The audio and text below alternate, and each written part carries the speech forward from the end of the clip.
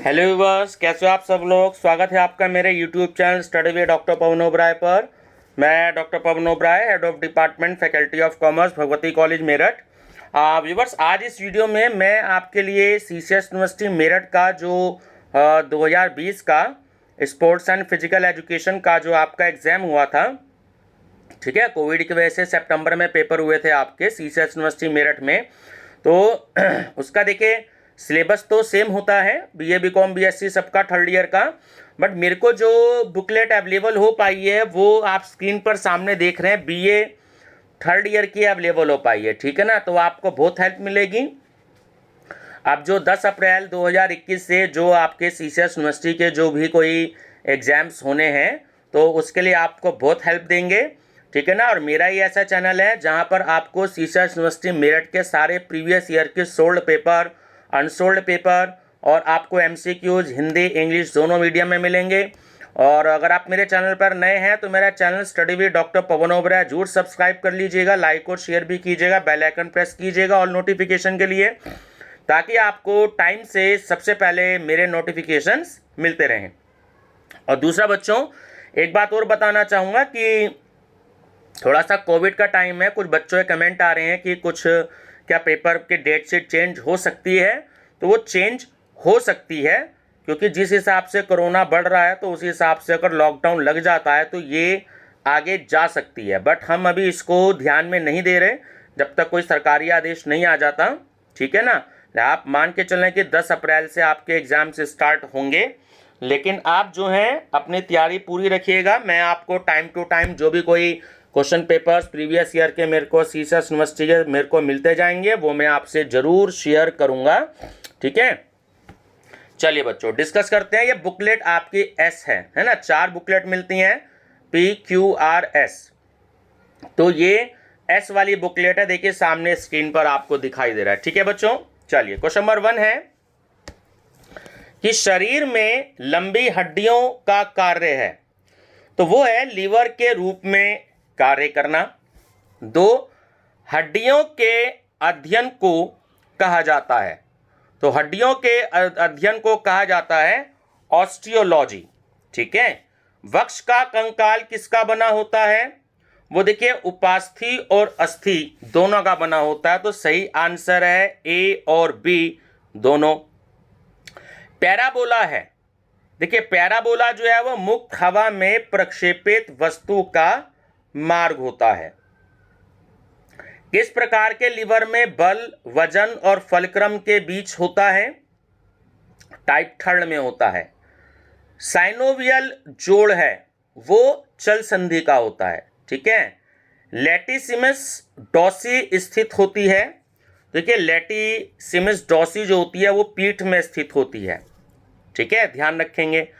Hunchback को निम्न के रूप में भी जाना जाता है, तो वो होती है आपकी काइफोसिस। 9, निम्नलिखित में से कौन सा एक बॉल और सॉकेट संधि है। देखिए वो ए और बी दोनों ही है, हिप की संधि है ना जिसे हम कूला बोलते हैं, और कंधे की संधि। लॉर्डोसिस को क्या कहा जाता है, तो देखिए लॉर्डोसिस को होलोबैक भी कहा जाता है। पैराफिन स्नान किससे संबंधित है, ये क्वेश्चन कई बार आया है, ये मोम से संबंधित होता है, ठीक है। अपेक्षित प्रयास की मात्रा और फलक्रम से इसकी दूरी के बीच क्या संबंध है, तो जितना प्रयास फलक्रम से दूर होगा उतना कम प्रयास करना होगा या बल लगाना होगा, ठीक है। 13, एक भार को उठाने के लिए आवश्यक बल की मात्रा को मापने के लिए उपयोग की जाने वाली इकाई कौन सी है, वो होती है न्यूटन। तृतीय श्रेणी लीवर के मध्य में डैश होता है प्रयास, ठीक है ना, उसे हम बल भी कहते हैं, देखिए ब्रैकेट में मेंशन है। हॉकी स्टिक किस तरह की लीवर प्रणाली है, तो वो है तृतीय श्रेणी, है ना, थर्ड कैटेगरी। मनोरंजन परिभाषित किया गया है, तो देखिए वो किसी चीज को नया जीवन देने की प्रक्रिया। मनोरंजन की प्रक्रिया से मिलता है, आप सब जानते हो, खुशी मिलती है। जन्मदिन की पार्टी किस प्रकार की मनोरंजन गतिविधि है? वो एक सामाजिक गतिविधि है, ठीक है ना। कौन सा खेल सबसे अधिक हृदय की फिटनेस को बढ़ावा देगा? वो होगा सॉकर, ठीक है, ध्यान रखिएगा। क्रायोथेरेपी संबंधित है, देखिए क्रायोथेरेपी संबंधित है तो वो होती है बर्फ से। निम्नलिखित में से क्या खेल प्रशिक्षण के सिद्धांतों में शामिल नहीं है? तो वह है गति की मितव्ययिता। आपकी छाती के सामने स्थित मांसपेशी का नाम क्या है? वो है पेक्टोरल्स। पेक्टोरल्स। चोट के बाद जोड़ों को सहारा देने के लिए एक फिजियो क्या उपयोग कर सकता है? टेप और स्ट्रैपिंग, ठीक है ना। इनमें से घुटनों के लिए कौन सा व्यायाम है? तो ऑप्शन सी आपका इसमें करेक्ट है, ठीक है, straight leg range, straight leg range. इसमें किस स्थिति का फिजियोथेरेपिस्ट द्वारा इलाज नहीं किया जाएगा? देखिए डिप्रेशन का, वो माइंड से रिलेटेड प्रॉब्लम होती है, ठीक है ना। जनसंख्या के मानक विचलन को निरूपित किया जाता है तो वो स्टैंडर्ड डिविएशन द्वारा किया जाता है। ये जो साइन है सी नंबर पे स्टैंडर्ड डिविएशन का है। बहुलक और माध्य का अंतर बराबर है, यानी कि जो आपका मोड हो गया और मीन हो गया, तो ये फार्मूला दे रखा है, ठीक है ना। ऑप्शन ए करेक्ट है कि 3 माध्य माइनस माध्य का, ठीक है ना, ध्यान रखिएगा। 28, यदि माध्य 11 है और माध्यिका 13 है तो बहुलक का मान क्या होगा? ठीक है ना, यानी मोड क्या होगा? तो देखो बच्चों ये फार्मूला होता है, ठीक है, तो आप फार्मूले से इसको कैलकुलेट कर सकते हो। देखिए 27 क्वेश्चन में जो फार्मूला दे रखा है आप उससे सॉल्व करेंगे तो आपका आंसर 17 आएगा।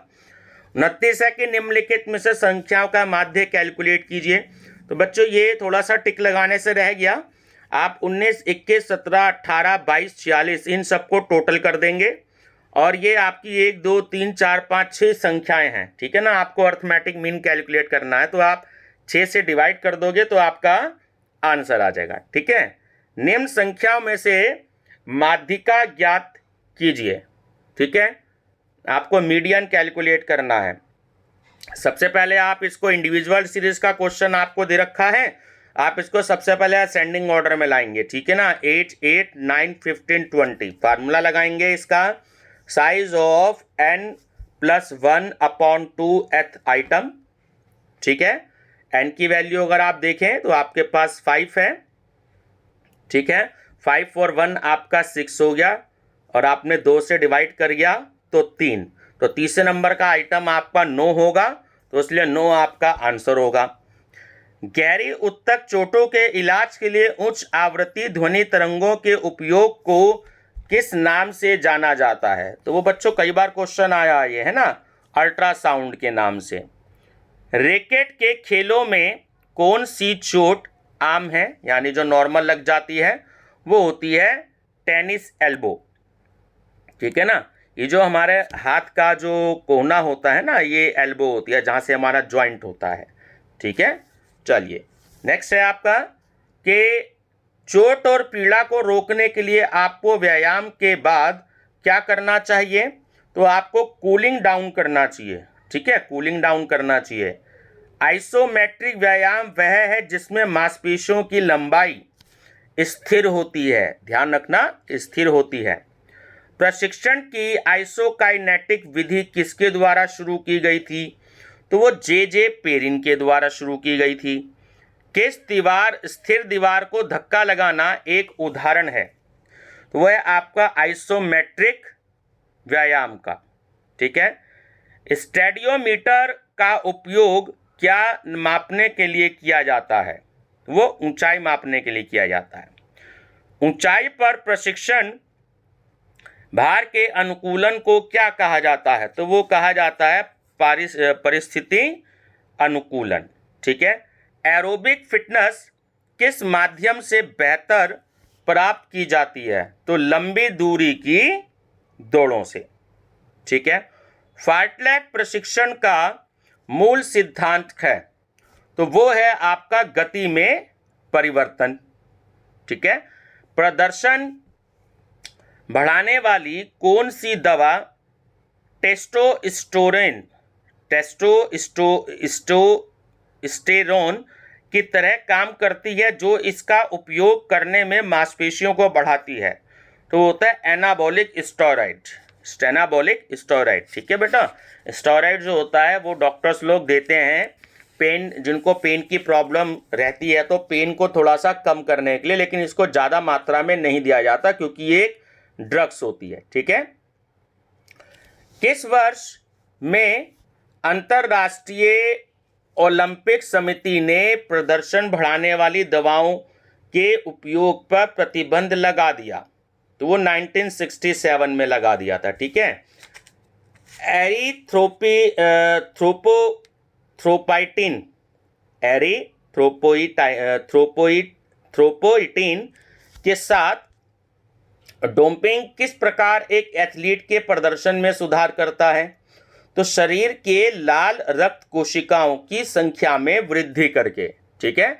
लाल रक्त कोशिकाएं जो होती हैं इन्हें हम शॉर्ट में आरबीसी बोलते हैं ना। ठीक है। चलिए, प्रदर्शन बढ़ाने वाली दवाओं का पता लगाने के लिए सबसे आम प्रशिक्षण क्या है? तो ये होता है परीक्षण, जो टेस्ट होता है वो विधि क्या है? मूत्र के नमूनों का संग्रह। ठीक है। किस खेल में डोपिंग सबसे अधिक मात्रा में होती है? तो वो होती है साइकिलिंग। खेलों में एनाबॉलिक स्टेरॉइड का उपयोग कब शुरू हुआ था? तो वो 1954 में शुरू हुआ था, ध्यान रखेंगे। निम्नलिखित में से कौन सा एनाबॉलिक स्टेरॉइड का साइड इफेक्ट नहीं है?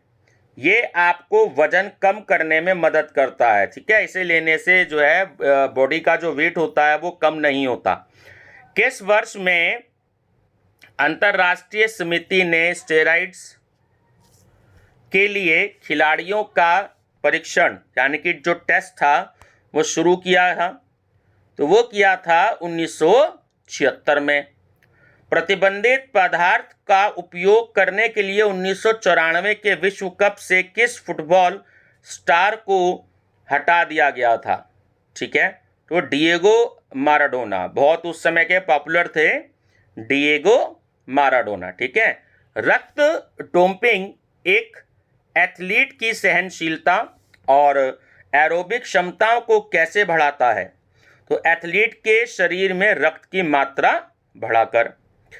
निम्नलिखित में से किसे अक्सर शक्ति प्रदान करने का कार्य करती है? स्पोर्ट हड्डियां। मैक्रो चक्र की अवधि कितनी होती है? 1 वर्ष से ज्यादा। वेग क्या है?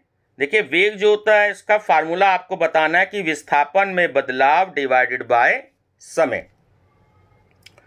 गति की कौन सी सतह लंबवत है और शरीर को बाएं से दाएं हिस्सों में विभाजित करती है? तो वो होती है आपकी सैजिटल सतह। ठीक है। कौन सा सूत्र स्थितिज ऊर्जा को दर्शाता है? क्वेश्चन भी कई बार आया है। Pe=mgh। ठीक है। Pe=mgh। निम्नलिखित में से कौन सी लंबी हड्डी नहीं है? ठीक है। ये मैंने कल के क्वेश्चन पेपर में भी कराया था। रिब जो होती है वो सबसे लंबी हड्डी नहीं है। और अगर ये क्वेश्चन आए कि हमारे शरीर की सबसे लंबी हड्डी कौन सी है और मजबूत हड्डी कौन सी है, तो वो होती है फीमर। ठीक है। निम्नलिखित में से कौन सी भूमिका समूह कार्यवाही में मांसपेशियों की हो सकती है? तो देखिए, तीनों हो सकती है, मूवर्स या एगोनिस्ट और स्टेबिलाइजर्स और न्यूट्रलाइजर्स। ठीक है। निम्नलिखित में से कौन सी कभी हिंज संधि नहीं मानी जा सकती? कलाई की संधि। ठीक है, ध्यान रखिएगा। निम्नलिखित में से किसे थ्रोइंग मूवमेंट का मुख्य उद्देश्य हो सकता है? देखिए, ना तो दूरी, ना उड़ान का समय और ना सटीकता। उपयुक्त में से कोई नहीं इसका सही आंसर है। किस टेनिस स्टार को डोपिंग के लिए 2016 में 2 साल के लिए खेल से प्रतिबंधित कर दिया गया था। बहुत नाम आया था इनका उस समय, ठीक है। Maria Sharapova. कौन सा खेल सबसे अधिक सिर की चोटों का कारण बनता है? वो बनता है साइकिलिंग। नीचे दिए गए शब्दों में कौन सी गतिविधि पैर की नहीं है? एवर्जन, ठीक है, एवर्जन। पैर की चोटी को रोकने के लिए जिन कारकों को ध्यान रखना चाहिए उनमें शामिल है, ठीक है। तीनों ही ऑप्शन करेक्ट हैं। उचित फुटवियर भी, सतह प्रशिक्षण के अनुकूल होना और बायो मैकेनिकल कमियों को ठीक करना। तो सही आंसर है उपयुक्त सभी।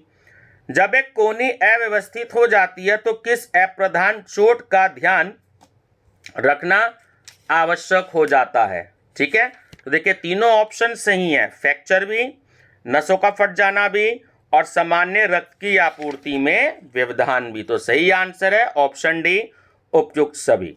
ठीक है, निम्नलिखित में से कौन कंधे की हड्डी नहीं है? तो